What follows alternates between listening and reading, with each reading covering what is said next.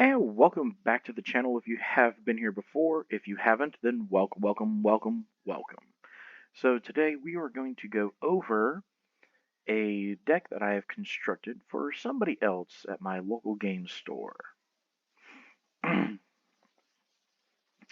Again, using Moxfield.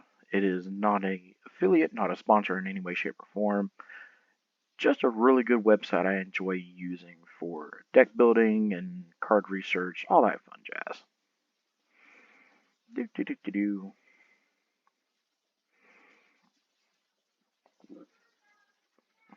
So we're going to go all the way down here.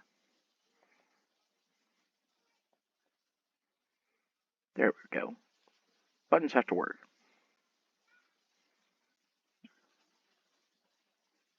So, the idea behind this deck is it is a mono red deck, and it has at least a $500 budget to a $1,000 budget. So we have quite a bit of wiggle room we can do here. But he just wanted some kind of red commander because he doesn't have a red commander. So I picked Inferno of the Star Mounts. Now I have this deck personally. It has actually been household banned because it does horrible things to everybody. I may cackle and giggle and get a joy out of it, but apparently nobody else does when they're burning in flames. Oh well, not my problem. So Inferno of the Star Mounts is a 4 red legendary creature dragon. He's a 6/6 and he cannot be countered. So blue mages are shut down. So I guess you could say it sucks to suck. It has flying haste, and then his ability is for 1 red mana, you can give it a +1/+0 until end of turn. Now, when its power becomes 20 this way, it deals 20 damage to any target. That's very, very important. So, now you know what the commander does. Let's move on to the only planeswalker in the deck. And that's going to be Koth, the Fire of Resistance. He's 2 red, legendary planeswalker Koth. He comes into play with 4 loyalty counters. And his +2 is search your library for a basic mountain card, reveal it, put it into your hand, then shuffle. So, red is not the best when it comes to being able to grab lands and keep up. Obviously, green's going to be the biggest and baddest of all that. But Koth helps us be able to keep pace and keep things so we can at least thin out the deck a little bit and we actually still can make our land drops. If you somehow feel froggy and you want to neg 3 Koth, he'll deal damage to target creature equal to the number of mountains you control, which is most of your lands. There are a few lands in the deck that are not a mountain, but most of it are going to be mountains. So you'll be able to do some damage if you absolutely have to neg it. What you really want to try and do is just keep +2ing so we can keep land drops and keep things flowing, and then you can neg 7 at any point in time you feel like you have enough, and he's above 7 loyalty, or at least at 7 loyalty. Then the next turn you can just neg 7 to get an emblem with whenever a mountain enters the battlefield under your control, this emblem deals 4 damage to any target. So if for whatever reason you're in like a late game kind of situation, maybe Inferno of the Star Mounts has been removed too much or been taken control of, any kind of thing, so you can't really get to it, you can't cast it again, you at least have the ability to still win the game if Koth manages to live. Now, if you've never seen a Planeswalker before, they are uh, essentially like having another player on the battlefield. They're not enchantments, they're not creatures, so anything that says blow up an enchantment doesn't work on them, and they can't attack except for a couple of them gain like a creature, like they become like a pseudo creature. Koth, for instance, here he cannot attack. He doesn't become a creature. But you can attack a planeswalker and you can deal damage to a planeswalker. When you do, the loyalty counter will start to come off of it for each point of damage that it's dealt. So, for instance, if somebody managed to steal our Koth here, or if somebody had another Koth, our dragon could swing over because it has flying. Not many things can stop it, and bam, 6 damage to its face. It goes to the grave. So that's kind of just a quick rundown of how Planeswalker works if you've never seen one before. Etsushi is just a nice 4-drop dragon that has flying and trample. He's a 4/4. We really have him in here because if he ever dies, we can choose one of two modes. We can exile 2 cards from the top of our deck, and until the end of our next turn, we can play those cards. So play is very important here. That means if you exile a land or two, you guarantee to have at least 1 land drop for the next turn. And maybe even that turn if you haven't been able to make your land drop for that turn. Or if you really need to, you could just let them go to the grave and you could poop out 3 treasure tokens. It helps. Burner's Tart, Iron Mirror, they both allow us to go and ramp, as well as the Ornithopter's Paradise. Ragavan's just a very handy 1-drop creature that can steal cards from opponents' decks, and every time he gets to deal combat damage, he gets to take somebody's card from the top of their deck of the person that he's dealt damage to. More importantly, he gets to make a treasure. So he's just another way to kind of ramp. Runaway Steamkin, again, another way to ramp. You play 3 red spells, he gets 3 1/1 counters. You can remove 3 1/1 counters, add 3 red mana. Treasonous Ogre, again, is just more ramp. This is a lot of hurry up and get dragon out, do dumb things. So you can pay 3 life to add a red mana. So for every red mana you want to use and generate, you're going to have to pay 3 life. Kind of a late game situation, or, you know, God help your opponents if you got out to a good fast start. You drop this and you slam. Stormcomb Arnest, every time you cast or copy an instant or sorcery spell, you make a treasure token. Again, just another very, very good ramp piece. Simian Spirit Guide, you can exile it from your hand and make a mana. And Soulbright Flamekin, again, another ramp piece. You can give any creature you want trample, and if it has resolved for the 3rd time during this turn, you're able to generate a whole bunch of red mana. So, for instance, if you're in a late game situation and you did this to any creature, by the way, it doesn't have to be yours, any creature, and you have Late Line Tyrant out, there's a reason why the dragon's in here, because you don't lose unspent red mana as you go through steps and phases. If you're new to the game, or even if you're a senior to the game, you may or may not know this, but effects like Soulbright Flamekin that allow you to generate mana like this, as if you do it on like your main phase, right before you go to combat, if you don't use all that red mana it makes, well, then it just vanishes into the aether and you're one sad magic player. Well, with the dragon, it doesn't do that. You keep all that mana. And then he has, whenever it dies, you may pay any amount of red. When you do, it deals that much damage to any target. So you can punish people if you're keeping mana open to maybe interact with somebody, but generally you're just going to pump it into the dragon and use it as a mana battery. For whatever reason, somebody decides that, blowing it up is a great idea. Well, you can always pump whatever mana it had onto it and maybe some extra and punish them for it. Hit them in the face. Because then you have things like Sulfin Mayhem Dominus, which says if a source you control would deal non-combat damage to an opponent, or a permanent that an opponent controls, it deals double that damage to them instead. So if you had 4 floating mana with a tyrant and I kill it, you could pump 4 mana into it, and if this guy's out, he won't deal 4 damage, he'll deal 8 damage. He makes it burn. And you can make this indestructible by paying either 1 red or 1 and a total of 4 life, or any combination of 2 life per each little red pip that is in his mana cost over here. So, and then you would discard 2 cards and you make him indestructible. So he has a nice way to dodge board wipes, and people are going to want to get rid of it very, very quickly. Magus of the Moon is just when you want to go full mean, which with the budget that this deck has, we are going full mean. Non-basic lands are mountains. So we shut down any kind of fetch land, Urborg, anything special, yeah, we shut it all down. It's now a mountain. That That $500 OG dual land you have, yeah, now it's just a basic mountain. So I'm going to take a dump on your whole day there. And then the final piece of creatures that is really, really nice is Kedis here. Because whenever a commander you control deals combat damage to an opponent, it deals that much damage to each other opponent. So if you were able to get Inferno to 20 power or bigger,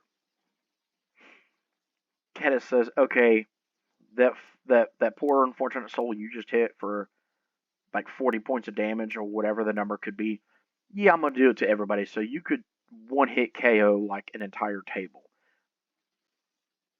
which is very possible with this deck. We have some artifact hate with Vandal Blast. We have kind of a cheap wheel. The actual Wheel of Fortune could be subbed in if you wanted to add like another 250, 300 bucks for this wheel to be swapped out. Trying to stay underneath that $1,000 budget. So yeah, if you have one, great. If you can spare it, great. You could probably see it. It doesn't matter. Pyroclasm takes care of our initial sweep of weak creatures on the battlefield. We are a mono red deck built to go fast. We are not interactive heavy. We are not creature heavy. So anything like 1/1 dorks, elves, any number of creatures that are 2 defense and less, they could storm out pretty quick. So I think they'll be a little bit faster than us. So we have Pyroclasm to deal with that. Jessica's Will, we can add a whole bunch of red mana if somebody has enough cards in their hand. Or we can just exile 3 cards and play them until our this turn, which is really nice when you have the commander out. You can choose both of these modes. Gamble allows us to go find something, which there's a couple pieces we want to go find. You can use for Pyroclasm, Vandal Blast, whatever the situation needs. Faithless Looting is just a nice way to draw some cards. Chandra's Ignition. This is a funny one to have in the deck. So you can use this to make target creature you control deal damage equal to its power to each other creature and each opponent. So if you get it big enough, it won't die, but it'll wipe the board and deal a whole bunch of damage to everybody.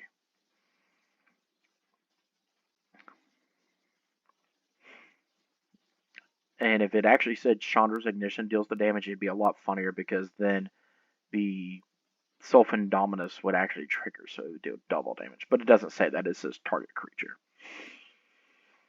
So our sweep of instants here is some interaction, some card draw, because our commander is going to be targeted very, very badly.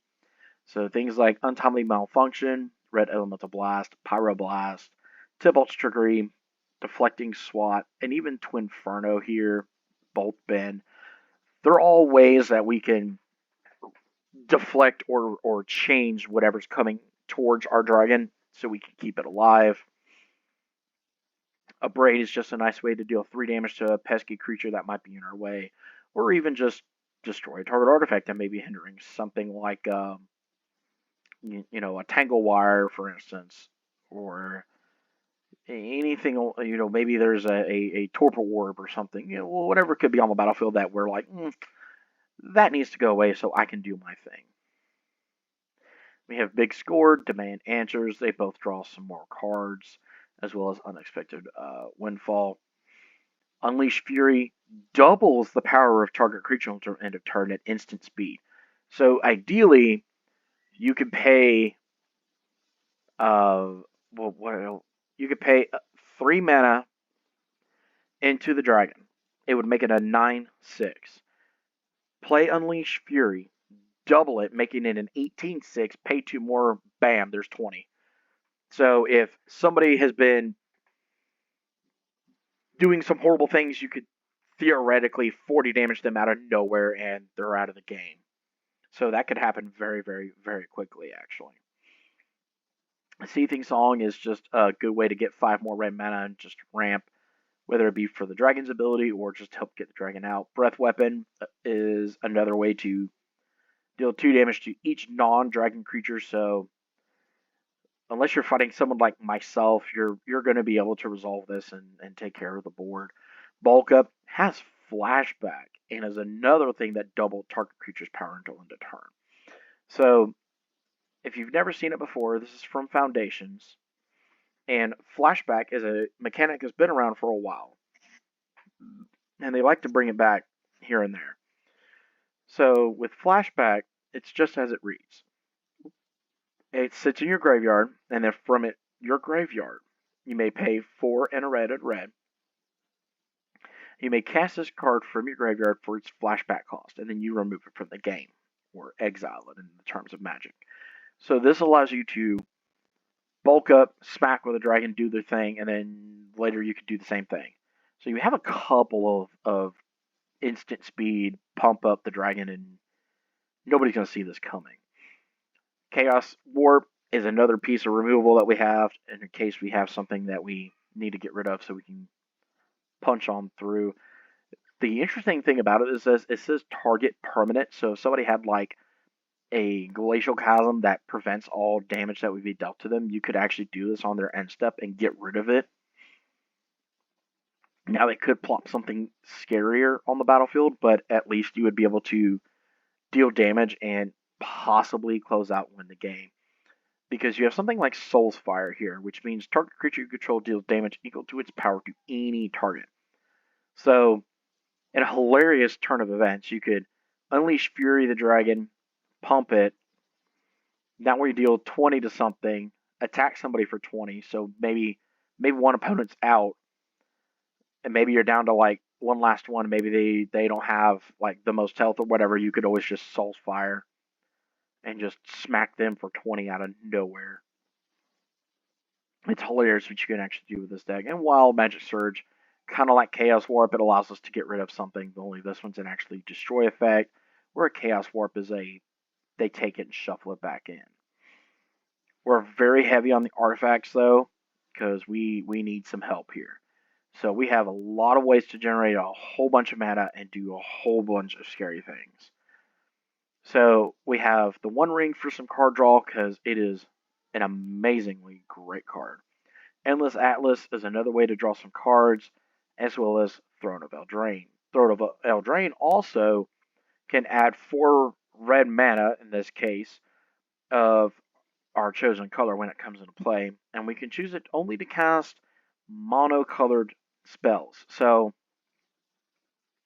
we can use it to make some of our other drops and smooth out some stuff, but we can't really use it to pump up the dragon. Ruby Medallion is just a nice way to lower all of the red spells in the deck. Spoilers alert, it's a mono red deck, so yeah, everything's going to be cheap.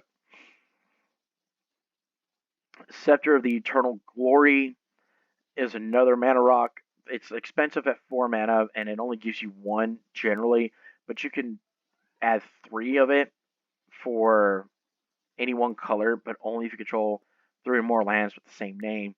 That shouldn't be too difficult in a mono red deck. We do have some lands in here that are not mountains, but generally we're going to be just fine at the mountain capabilities. This is another instant speed, just hurt everybody thing.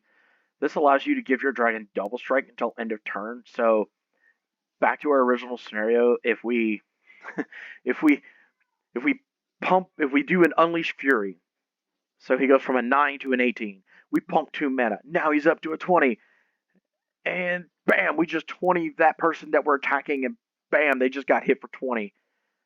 Well, if we kind of do a similar thing, let's say we manage to get him back up to that 20 power, we could 20 damage somebody else, and then that same person we're attacking could take double strike damage because we go, okay, well, now the dragon has double strike, so then bam, bam. It's hilarious what you can do with this. And then it gets even worse, because after you cast it for the adventure side, which is the left-hand corner here, which when you cast it for the adventure side, it's going to sit over in like a little exile zone, face up. So everybody sees, okay, it's been on an adventure. You haven't cast it for the actual artifact that it is. And it is so much worse for the actual artifact. Whenever the equipped creature attacks, double its power until end of turn. So with this dragon, it gets really, really dumb. You can literally cast, you could do all the other steps. You can cast this, equip it to the dragon, pump it up to a 9, attack, it doubles up to an 18, pump it 2 more times, there's 20, and bam, 40 damage to somebody in the blink of an eye. It is very, very mean for this deck. Like this is not a very nice deck to fight with people. Shadow Spear allows us to get trample and lifelink, and we can shut off indestructibility, hexproof for everybody else's stuff. Probably not going to be very relevant. It might be in certain scenarios.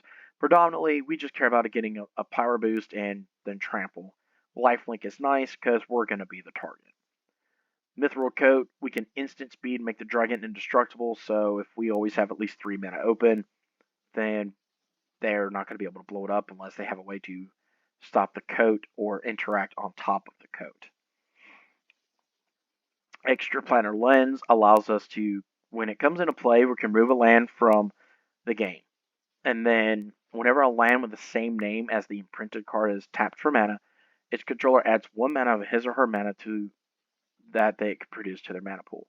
So essentially with this, it does help your opponents out a little bit, and you can kind of metagame this a little bit.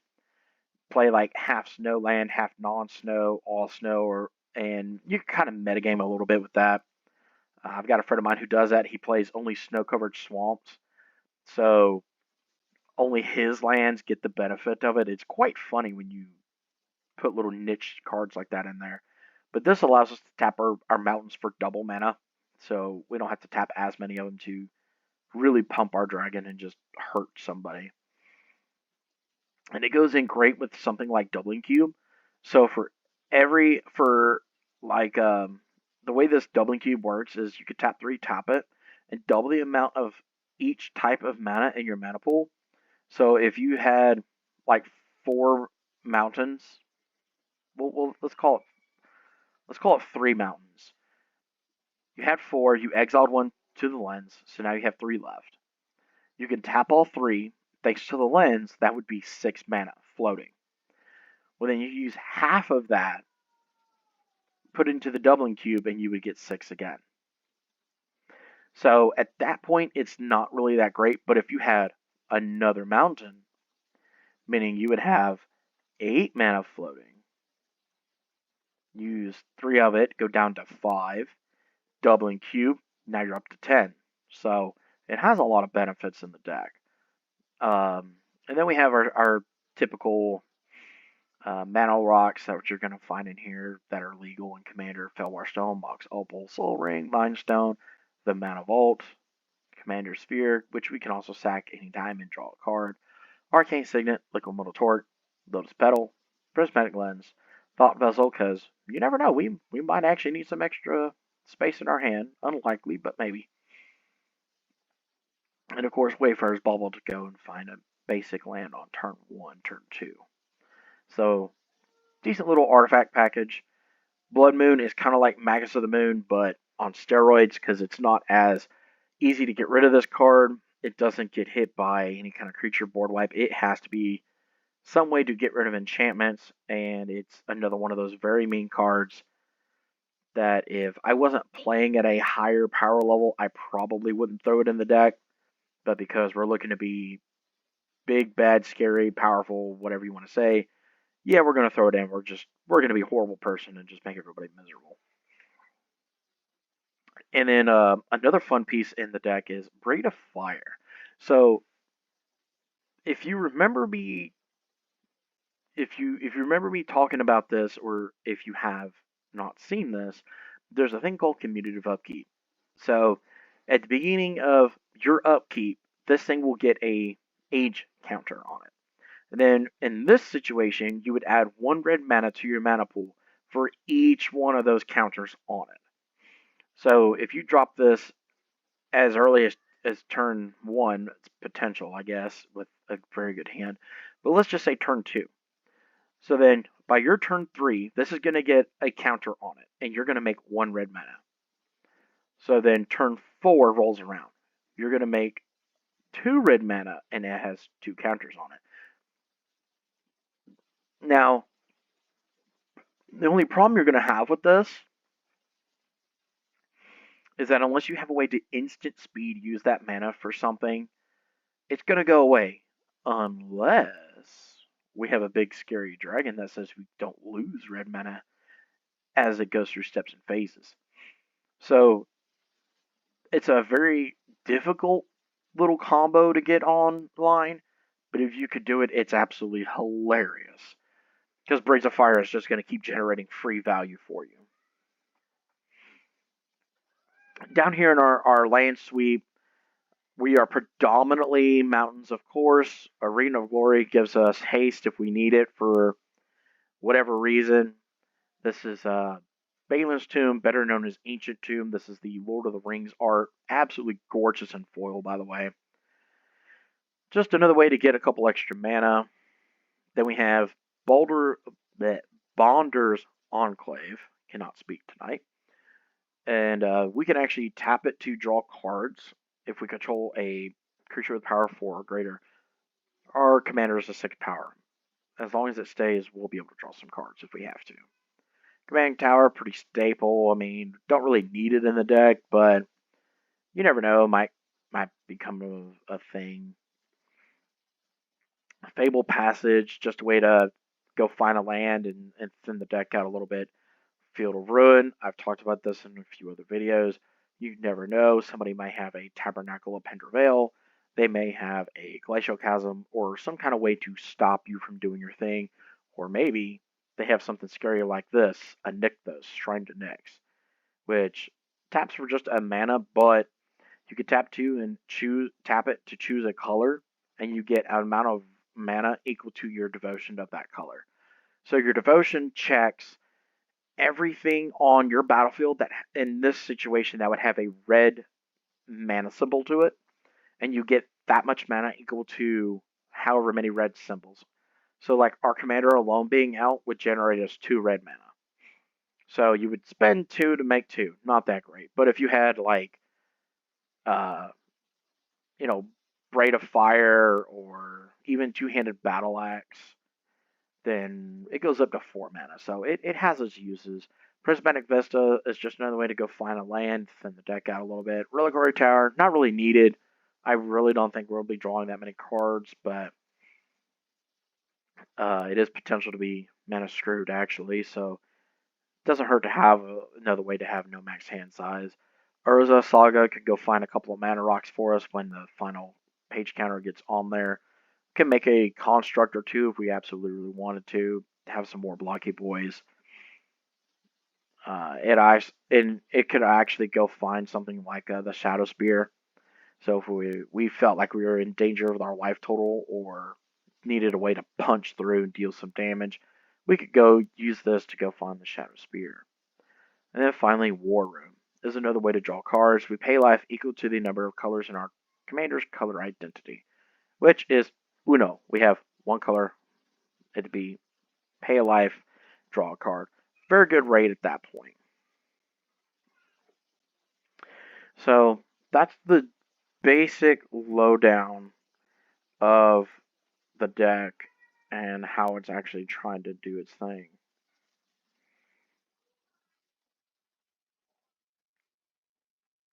And then you come down here to the considering. This is where the budget can kick up a notch and do some other horrible things. We have Sword of the Animist, which one of the other YouTubers I like to follow, Mr. Andrew, who goes on the MTG Mudsta channel. You can check his channel out. He is really hilarious. I love the way he does videos. But anyway, he calls this Sword of the Anime, so I just kind of joke around and call it, hey, it's Sword of the Anime. But it gives a creature +1/+1, which we don't really care too much about. What we do care about is whenever the equipped creature attacks, it doesn't have to deal damage. I just have to turn it sideways. I can go find a basic land, put it onto the battlefield tapped. So 2 mana, and then 2 more to equip, and we could start turning a creature sideways and start getting some mana flowing into our hand and onto our battlefield and be able to get our other game plan up and going. Commander's Plate It's another just horrendous thing we can drop on people. One drop artifact, probably going to eat a kill spell if you play it turn one, which half of one does of another. But it gives you crit creature +3/+3 and has protection from each color that's not your commander's color identity. It'll cost 3 to throw it onto the commander and 5 to throw it on something else. And so what that means is if you play this on our commander has pro red. He will have pro he will have pro white, green, black, and blue. So if you have any kind of flying creature with those abilities, yeah, it won't stop. You can't stop my creature from coming in if you have any of those color identities. That includes if it's a multicolored creature. If it has any one of those colors, nope, you can't stop me.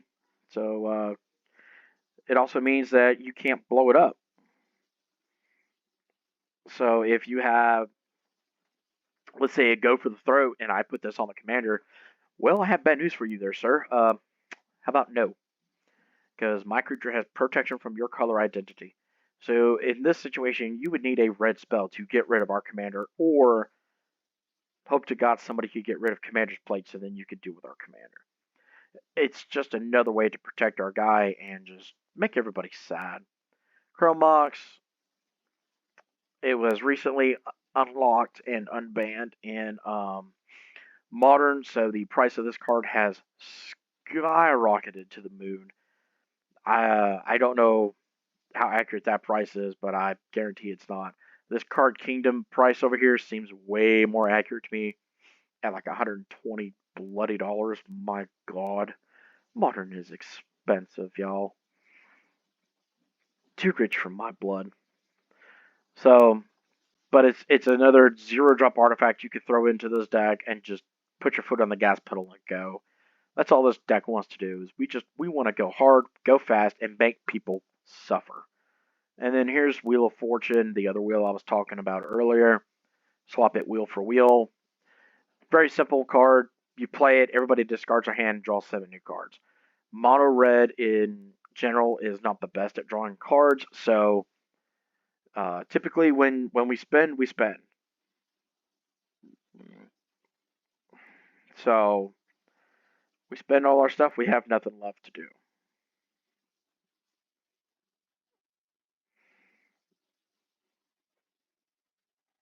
And in mono red, that could be quite the death sentence. So things like wheels are essential for the deck to help keep our hand full of ways to deal with things. Um, there probably could be a few more sources of card draw. I'm not really sure what I would take out and swap out to make those decisions. So maybe need some play and some experience and some tweaking here, some tweaking there, and you could get an idea of how everything could work for the deck. Maybe we have too much interaction here. Maybe we could drop one or two for some more card draw. It's just hard to prepare for as many things as possible that you might see out there in the wild. But this is my take on a Inferno the Star Mount commander deck. Um, I have a version of this. It is not this extreme. I might upgrade some of the stuff to it and upgrade some of the budget for the deck, but generally the my version is uh, not as mean. So we'll see if I actually make any changes of it or not. I kind of like to just have fun playing the game. So there are there are some other things you could do.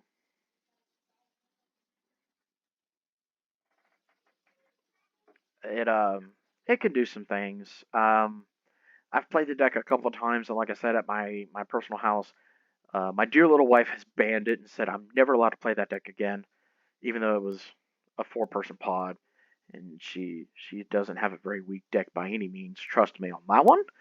Dropping a Blight Steel Colossus on turn 5 is terrifying. Oh my god, is it terrifying. Especially when you don't really have much ways to deal with that, and you're like, uh-oh, hey, can you do something to stop this? Because I can't. So, yeah, that gets terrifying really, really quick, just so you know. So if we were to do just a quick play test, we can draw a card, play a land. Don't really have much else we could do, so we could just pass. Oh, that's a great card to draw right there. So we have 2 mountains, so we could tap one to play a Soul Ring. I would actually probably drop this Mirror, because he's going to have Summoning Sickness, so we won't be able to use it right away.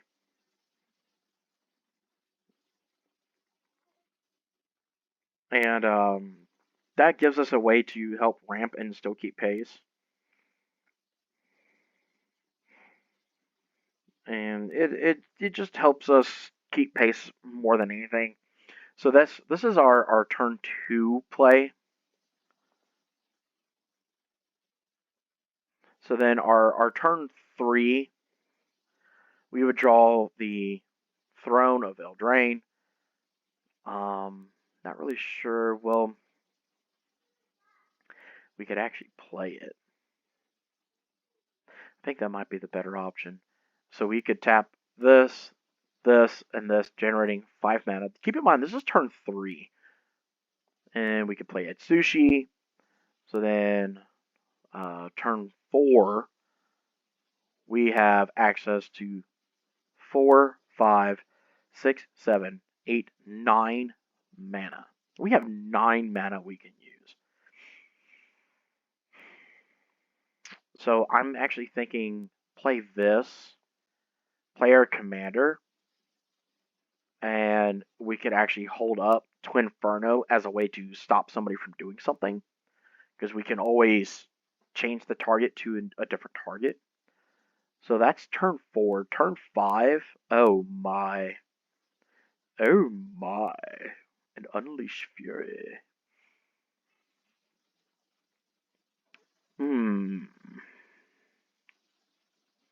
How do we use that? Because we could do this, this, pump it up to a 19. Do this, make it a... Pump it up to a 9, make it an 18. But we don't have a way to actually punch through. So maybe it's Soul Ring, Mountain, for Leyline Tyrant. Because then we can float a total of 5. So then turn 6, land, we can send that to the grave. We can find a mountain, put it onto our battlefield. We could shuffle up. So now we have our mountain. We have 5 floating mana from the dragon. So maybe it's Soul Ring, Mirror, Mountain. Cast that.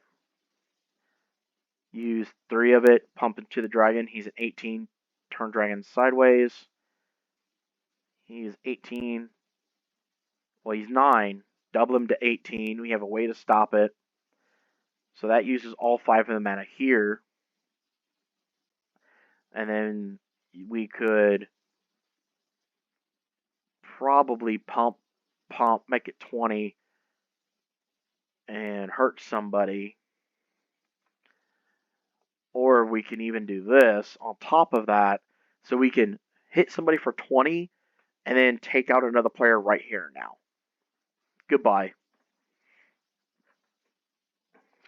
So turn 6, we've taken out 1 player, possibly 2 players, depending on how everything turned out. Because we could also attack with these dragons too. So we could have been attacking the whole time with the Atsushi, and this guy could have gone in. We could have hurt somebody pretty good with some damage.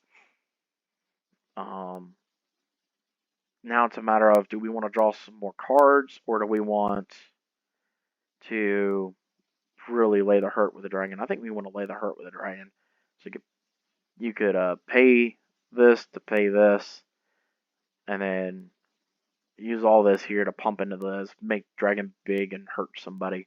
So as you can see, that's just a general rundown of how the deck can actually run, and the whole purpose behind this deck is I want people to feel pain. I want them to suffer. I want everything to bathe and burn in dragon fire. Pardon me.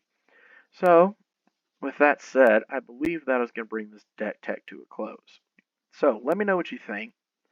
Let me know what you would maybe suggest if you like it or if you have any interest in building it, because I hope you do. It's a really fun deck. If you can always find me on Moxfield as well. My handle is right up here, the Swamp Rat 28. So you can always find me on there. You can follow me here, and you can look at all the rest of the wild shenanigans I've come up with. So with that said, like, share, comment, subscribe, ring that bell for new videos, and don't forget, rub that belly for a lot of good luck in your mana.